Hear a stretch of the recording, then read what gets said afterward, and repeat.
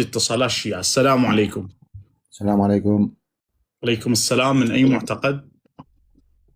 مسلم سني. حياكم الله. ماذا استفادت الأمة من فتوى 5 رضعات مشبعات؟ نريد رد علمي أمام الجمهور. والله ما أعرف، أنا بعثت لك قسط وما توقعت أنك تطلعني. لا أطلعك الآن. أريد جواب على الرواية أنه السيدة عائشة أم المؤمنين عرض رسول الله تقول أمرت بنات خواتها أن يدخلوا عليه الرجال ويرضعون 5 رضعات مشبعات. إحنا شنو نستفاد من فتوى 5 رضعات مشبعات من رجل غريب على امرأة غريبة؟ شيخ علاء، كل الحب والاحترام لك، بس والله أنا ما أعرف بالدين كثير، فأنا أعتذر. فوالله يعني ما عندي أي مشكلة، فحبيت أسلم عليك مثل ما قال. أنا زلمة من سوريا. طيب ما في مشكلة، بس أنا قاعد أنادي ذكوركم. أقول إذا كان عندكم ذكورا، باحتراماتي لشخصك، أدعوكم للإجابة على هذا الشاب الشيعي. صار لسنين العالم جاي تشيع ليل ونهار. سقط مطروحة البخاري الكذاب الذي يسيء للإسلام. ما حك تجرأ وأسكتنا أمام الجمهور. ماكو.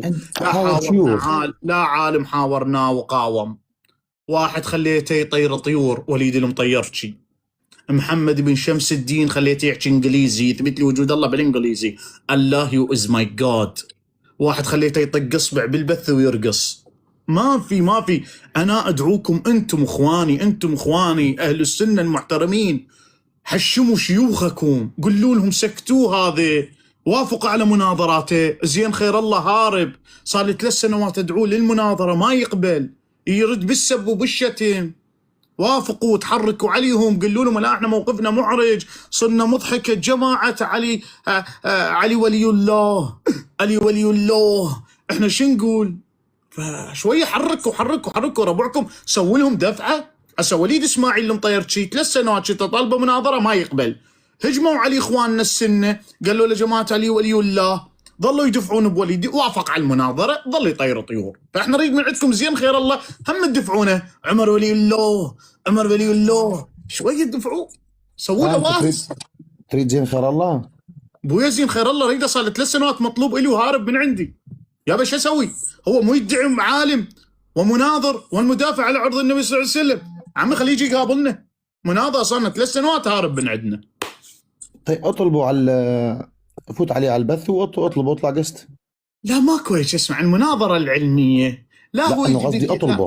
لا يا اخي، وين هو غير يكتبني وانا اكتب مناظر طقني كتم، وين يصعدني؟ روح انت اكتب، انت سني من عند ابي، قل له ناظر على المهدوي، اذا تحص طب تم كتمك من البث. انت السني.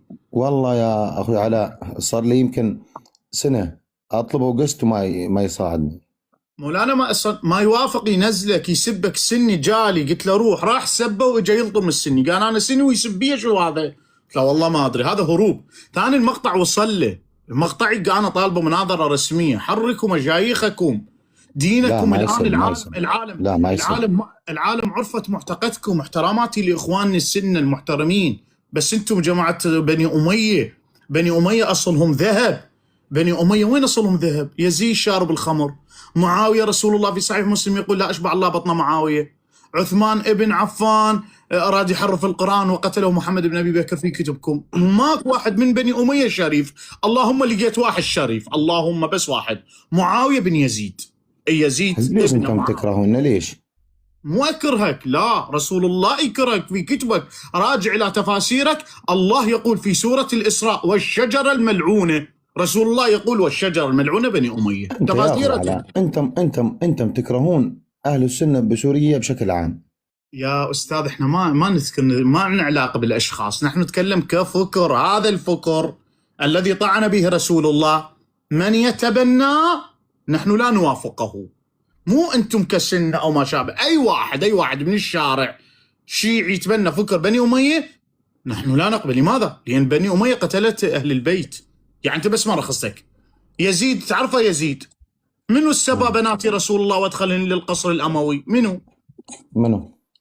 من القصر الاموي قاعد بيه.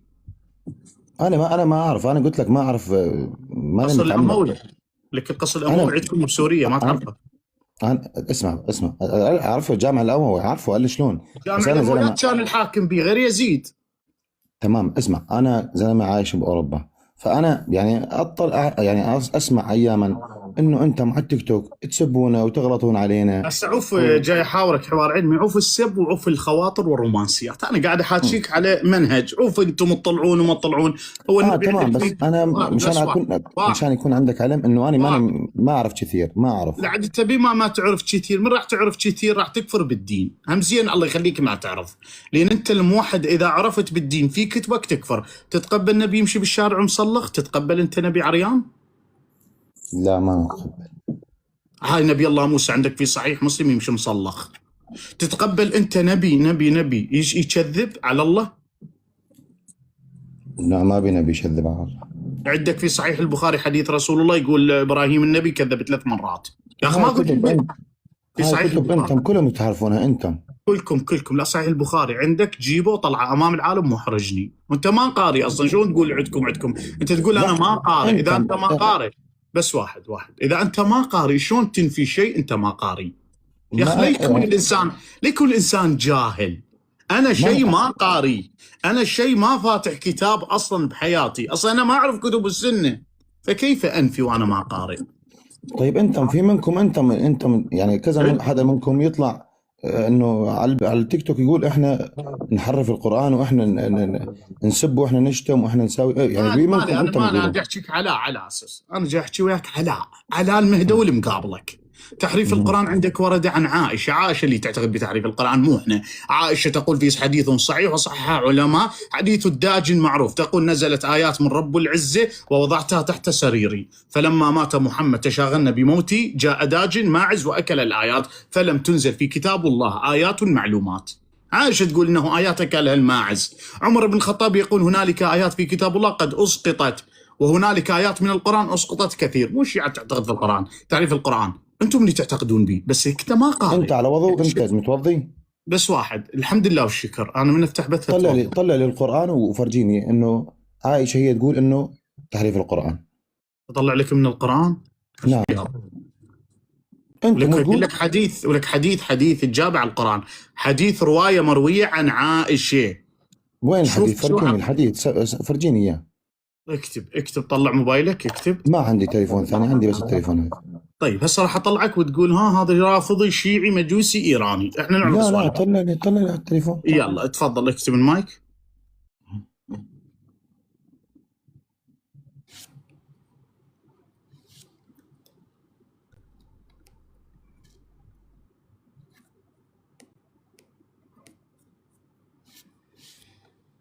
يا الله، اللهم صل على محمد وآل محمد وعجل فرجهم.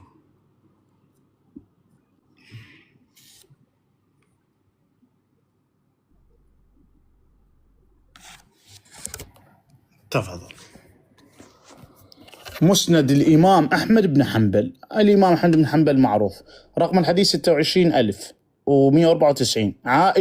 عن عائشة زوج النبي قالت لقد أنزلت آية الرجم ورضاعة الكبير 10، فكانت في ورقة تحت سريري في بيتي، فلما اشتكى رسول الله تشاغلنا بأمره، ودخلت دويبة أي دابة لنا فأكلتها.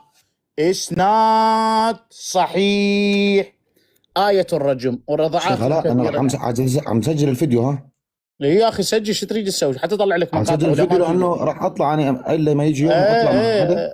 روح وين ما تطلع اطلع. هاي لقد نزلت آية الرجم ورضعات الكبير فدخلت دويبة لنا فأكلتها. إسناده صحيح.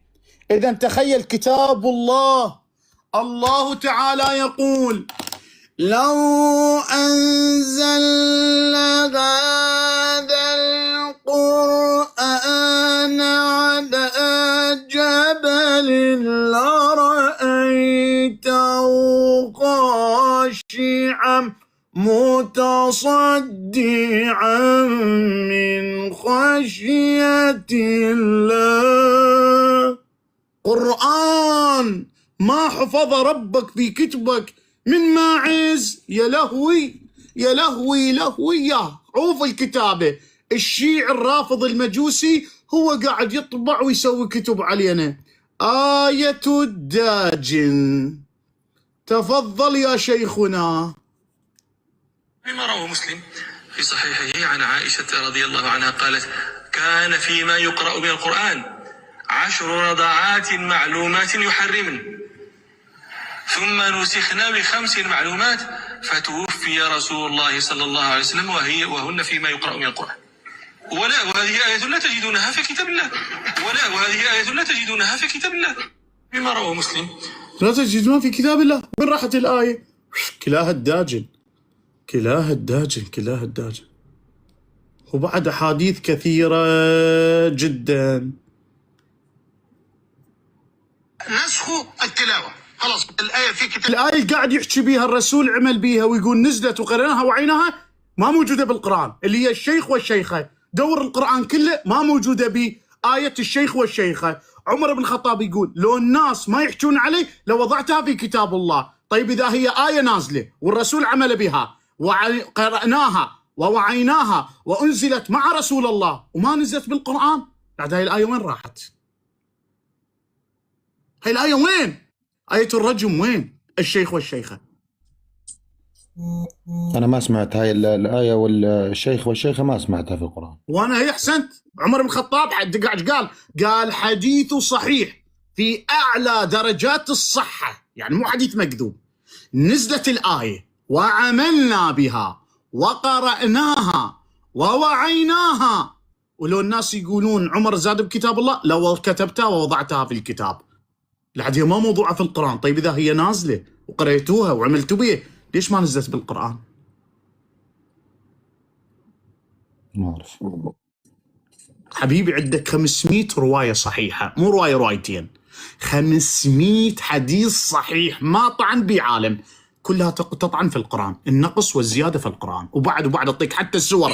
عمر بن الخطاب حديث صحيح يقول سورتين بالقرآن راحت ما خليناها بالقرآن. يا عمر يا سورة، حاشا طبعا لكتاب الله. الشيعة تقول نعم كتاب الله كامل مكمل، ولكن نحن نستدل على القوم في كتبهم. ولكن يا علاء هل القرآن محرف؟ لا لا لا لا لا, لا. أبد. نعم، ولكن هؤلاء هم يطعنون في القرآن حبيبي. كما أن المسيح يطعنون في كتاب الله، نحن نرد عليهم. فهؤلاء نحن نرد عليهم ونقول إن القرآن كامل مكمل. خير دليل أئمتنا المعصومين الطاهرين المطهرين أحالونا، قالوا شيعتنا إذا جاءكم حديث عنا اعرضوا على القرآن، إن وافق القرآن فخذوه. إذن نحن نعرض الحديث على القرآن لكون القرآن كامل مكمل، بينما عند القوم يقولون علماءهم عرض الحديث على القرآن زندقة. هلو يعني أريد أشوف الحديث صحيح لو مو صحيح أعرض على كتاب الله، يقول لي أنت زنديق، شنو تعرض عليه القرآن؟ طيب وين أعرضنا يا عيني؟ ما يقبل، يزعل الصع سلمي. وعندك عمر بن الخطاب يقول سورة الحفد وسورة الحفد والخلع يقول لم تنزل في القرآن.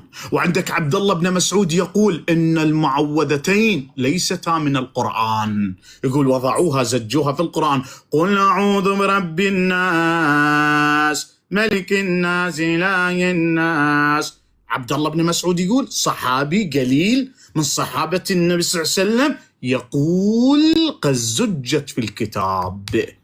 يلا كفر لي الصحابة اللي يطعنون في القرآن، راويني لسانك على الرافضة جماعة كربلاء وحسين وكفر وشرك. أريد لسانك يكون على الصحابة اللي يعتقدون بالطعن في القرآن، يلا طعن بيهم. تمام شيخ. أنا ما لا أطعن بحدا ولا مالي شغل مع حدا. طيب بعد إذنك اسمح لي.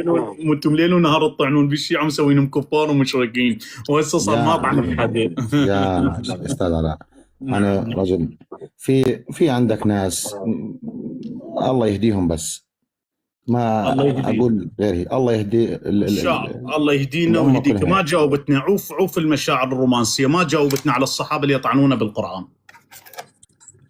صحابي يطعن بالقرآن؟